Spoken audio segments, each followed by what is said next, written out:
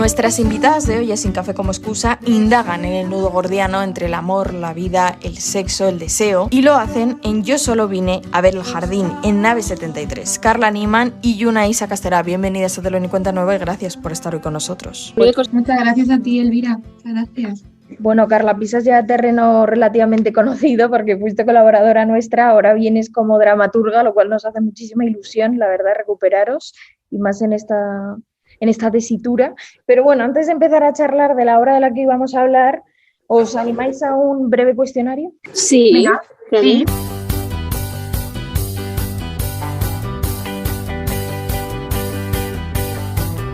Una película para no olvidar. ¡Wow!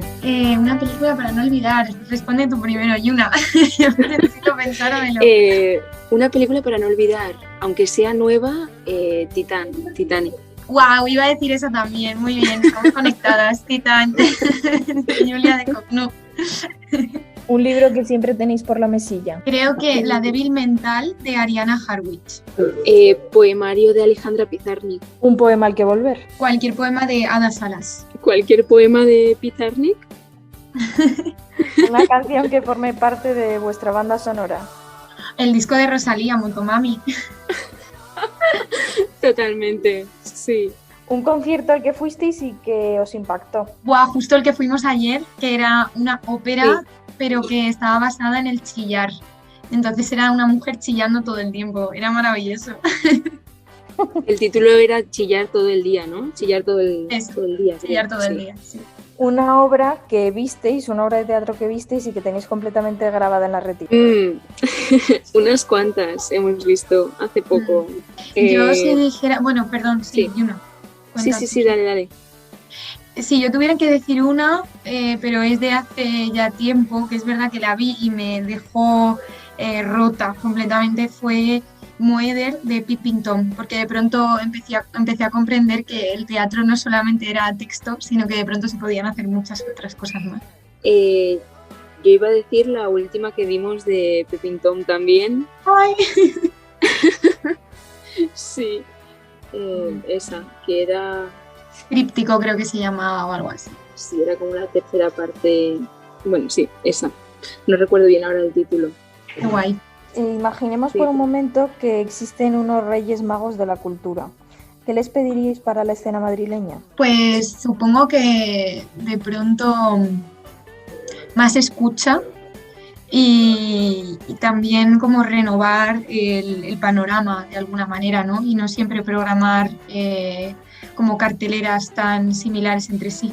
Yo diría que también, sumando a esto, que nos dejen incluso espacio para poder ser partícipes y tomar decisiones dentro del ámbito político-cultural, ¿no? Que al final somos jóvenes y estamos viendo y nutriéndonos todo el día del teatro y de la cultura actual.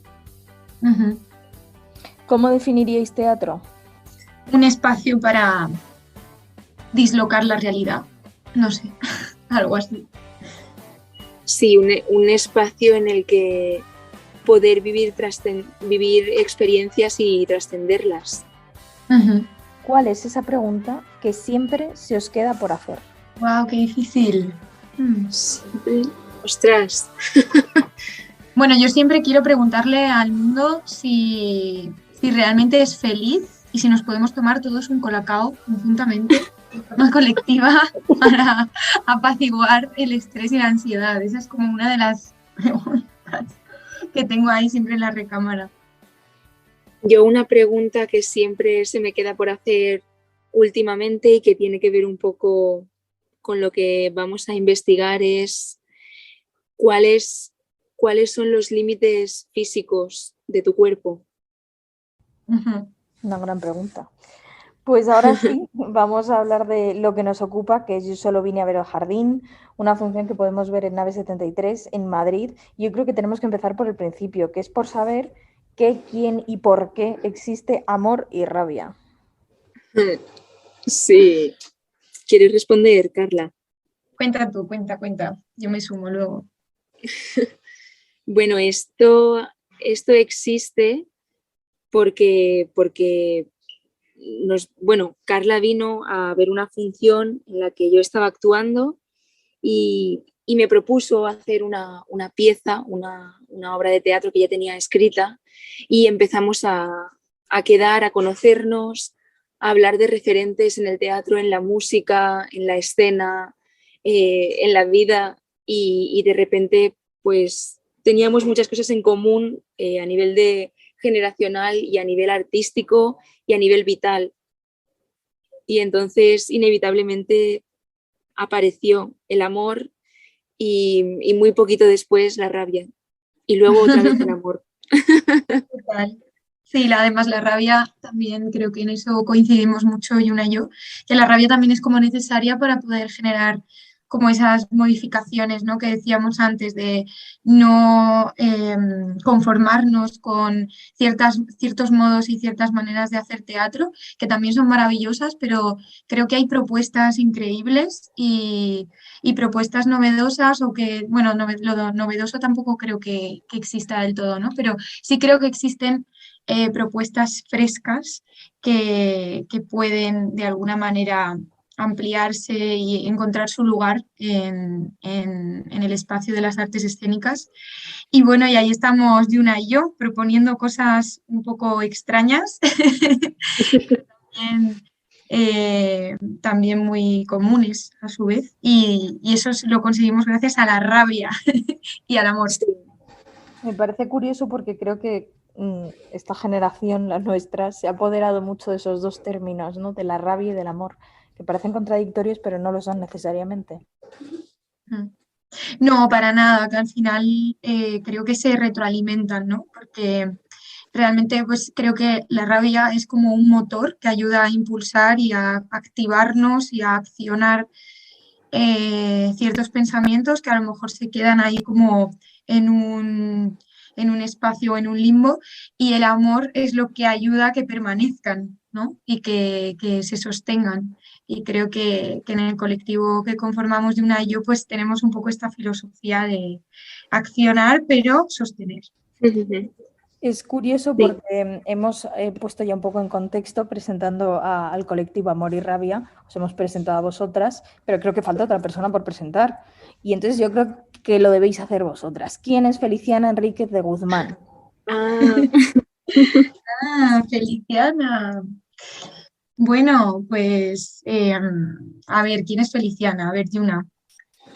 Dale, Feliciana, esta muchachita. Esta señorona. Cuenta.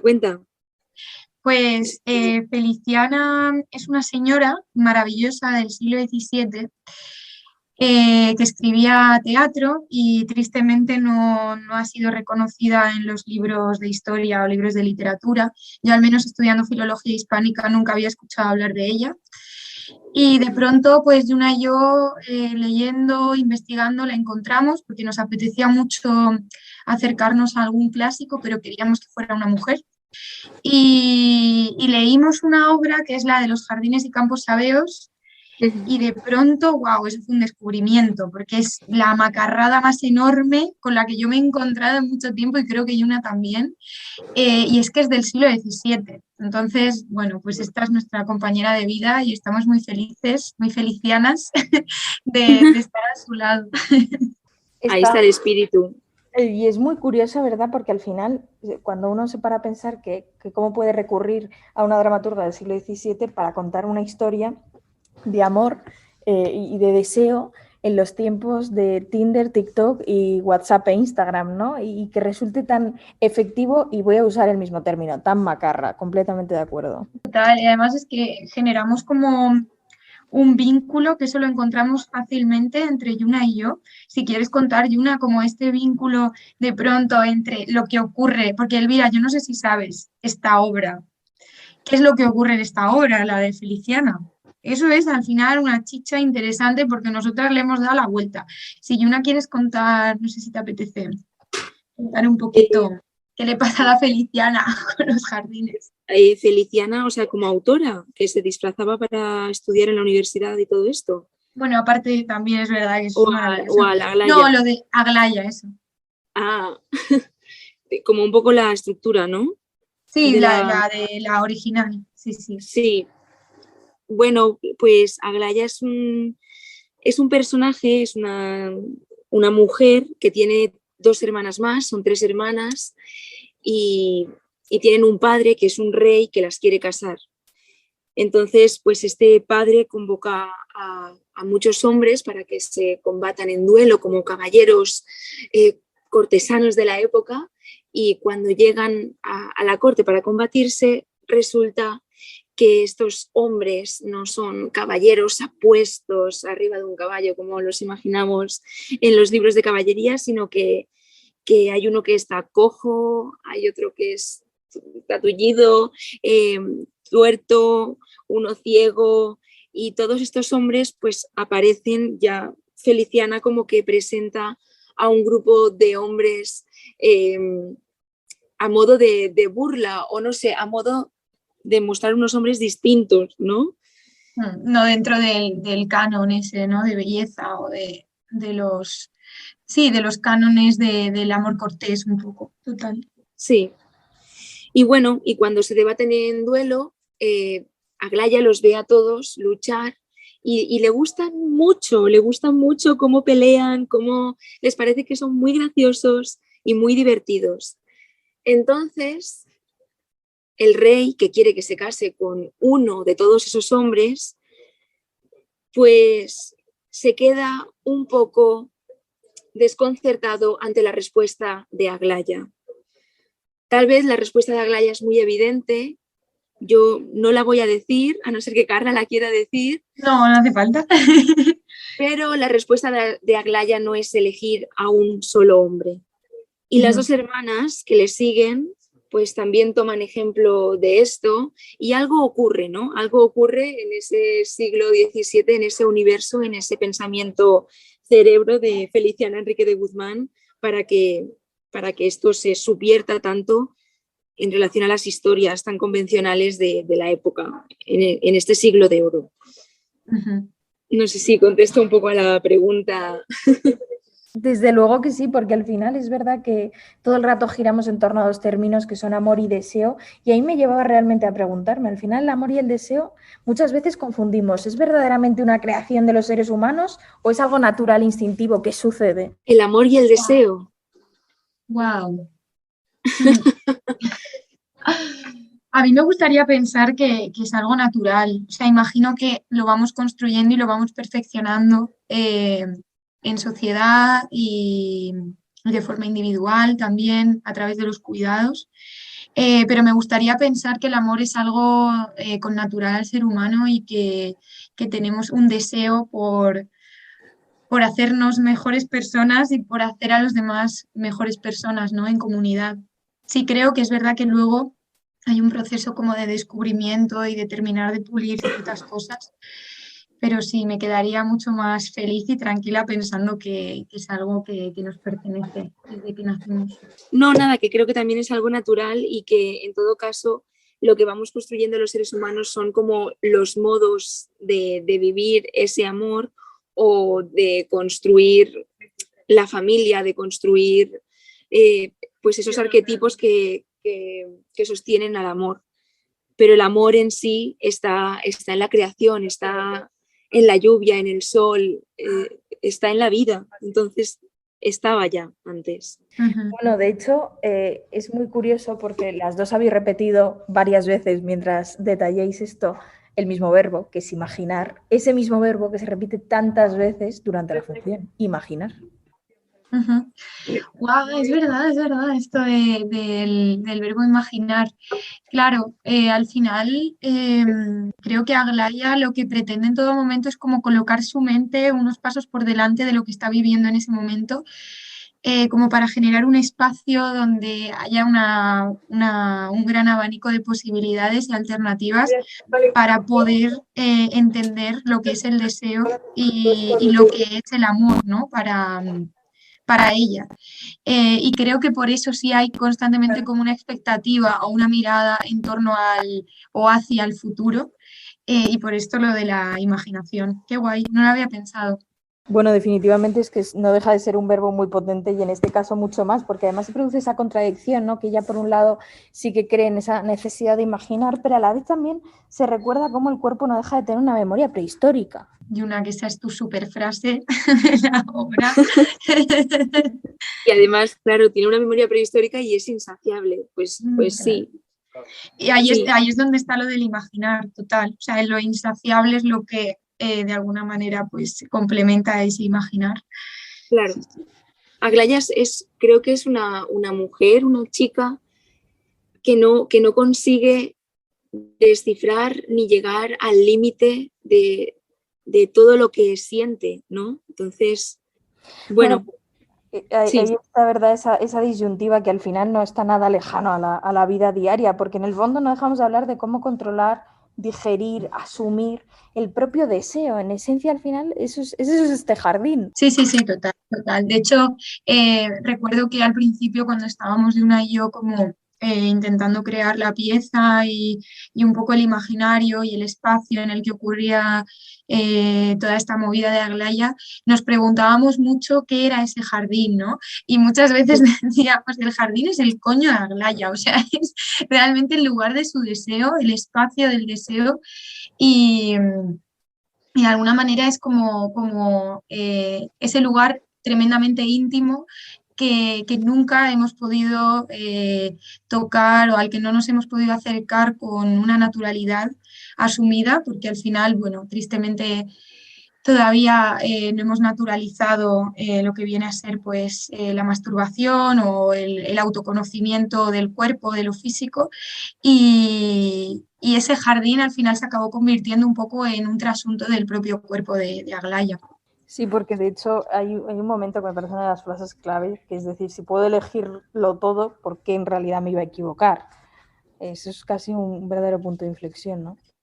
Uh-huh. no, que también como hay algo de esa frase de si puedo elegirlo todo, ¿por qué me iba a equivocar? Que creo que también representa mucho a nosotras como generación, ¿no? Como esta generación de incertidumbre y de que también, bueno, de toda esta preparación que llevamos, tanto académica como vital, de experiencia, y que se sigue exigiendo como más y más, ¿no? Entonces hay algo como de querer elegirlo todo el tiempo, o de verse abocado a tener que elegirlo todo.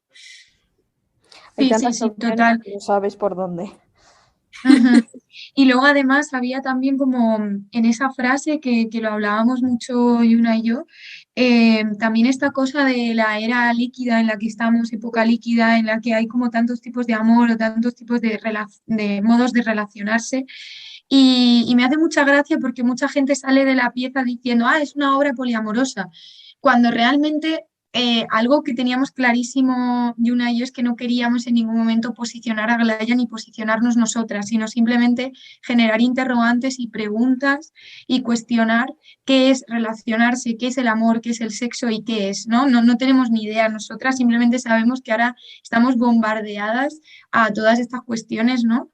Y bueno, creo que estamos hasta cierto punto sobreestimulados por tantas maneras de amar y eso es maravilloso también, pero es guay como de pronto decir, vale, vamos a detenernos un momento y vamos a preguntarnos qué pasa con esto y realmente dónde están los cuidados, ¿no? Eso es. Porque en definitiva hablamos de amor, de deseo, de elección, no deja de ser un verdadero alegato a la sensualidad, pero también hablamos de referentes y no quería dejar esto pasar. En este caso, como la figura del padre es un modelo de ser y a la vez es un modelo que rechazar. Esto es muy interesante, ¿no? De esa persona que tienes como referente, que puede ser un modelo de ser y también un modelo de rechazo. Uh-huh. Sí, sí, desde luego. De hecho, el padre es el que de alguna manera moldea a Aglaya, porque al final es la educación que ha recibido ella y llega a un punto de inflexión en el que ella se pregunta si todo lo que ha aprendido hasta ese momento realmente le está ayudando a descubrirse cómo es ella, quién es y cómo es su cuerpo. De hecho, hay un punto en la pieza en la que ella hace como una especie de reflexión sobre sí misma, como si se diera la vuelta sobre sí misma y dijera, vale, mi padre me ha dicho que mi cuerpo es esto, pero estoy segura de que esto es mi cuerpo porque no me han enseñado a nombrar. Esto es una pierna, esto es un brazo, esto es un codo, yo esto no sé qué es, ¿no? Y, Totalmente, o sea, creo que hay como ese proceso de aprendizaje por parte de Aglaya. Y que tampoco había por parte de, a lo mejor, cuando éramos más pequeñas, nosotras tampoco había por parte de los padres como una necesidad de explicar qué era el deseo femenino, qué era la vulva, cómo era la vulva, la vagina, ¿no? Entonces, también hay que pensar como qué se esperaba de nuestros padres cuando eran pues más educadores, cuando éramos más pequeñas, que a lo mejor eran otras cosas. Y por eso recibimos otras informaciones y no esto, ¿no? O sí, pero de un padre que no sabe ubicar, pues, dónde está el clítoris, cuáles son las partes. Totalmente. No quería dejar de lado que hemos hablado del contenido de la obra, pero no quería dejar de lado, además del fondo, de la forma de la obra. Es una función que es muy rítmica, una función que casi podría decir que es muy bailable y entre otras cosas diría que porque el sonido es fundamental, recrea todo ese paisaje y se convierte casi todo en un ambiente en el que uno se tiene que sentir inmerso. Sí. Wow, sí. Bueno, perdón, Yuna. No, sí, que la música, el espacio sonoro para nosotras como colectivo es como muy importante y creemos que es un lugar de inicio para viajar, ¿no? A través de lo sonoro, a través de las sensaciones que te produce la música, porque la música hace transmitir a todo el mundo, seas de donde seas, tengas las referencias musicales, culturales que tengas, es algo que te conecta directamente con tu esencia y con tu ser. Entonces, para nosotros es como muy importante y por eso está tan presente en la forma de esta pieza. Sí, eso lo teníamos muy claro. Yuna, por ejemplo, de formación, aparte de actriz, también es música y compositora. Entonces, a mí es un mundo que siempre me ha flipado y creo que algo que tanto a ella como a mí nos interesa mucho de las escénicas es cómo jugar con diferentes lenguajes y no limitarnos únicamente al lenguaje verbal, ¿no? Que es el que sobre todo predomina al menos aquí en España, que también es maravilloso, pero nos interesaba de pronto como explorar otros códigos para no quedarnos anquilosadas tal vez en una única manera de poder entrar en asuntos que a veces resultan como tan porosos que la palabra a veces no es suficiente para poder nombrarlo, ¿no? Y la música, como decía Yuna, lo bueno que tiene es que es universal, entonces, y también es algo tremendamente imaginativo y que no, bueno, tiene un peso diferente. Entonces, bueno, ahí andamos. Lo que las palabras no pueden hacer al fin y al cabo, ¿no? Bueno, Total. ya nuestra conversación tiene que llegar a su fin, chicas, pero antes de despediros, esta sección se llama Sin café como excusa y ya que hemos hablado tanto de imaginar, os pido que imaginéis un momento, una persona a la que sentaréis a vuestra mesa a tomar un café sin dudarlo. ¿Quién sería? ¿Quién sería, Yuna? En este caso, ahora mismo, a mí me encantaría sentarme con Feliciana Enrique de Guzmán. Por favor. Y que pudiera compartir una entrevista con nosotras, un café, un té, una cama. Totalmente, por favor. Un colacao. Sí, que pudiera venir al jardín a bailar. Eso es. Vamos a cambiar esa sección por colacao sin excusa, yo creo. Esta es la propuesta. Yo solo vine a ver el jardín en Nave 73, Yuna, Isa Casterá y Carla Niman. Mil gracias por habernos acompañado. Muchas gracias. Muchísimas gracias.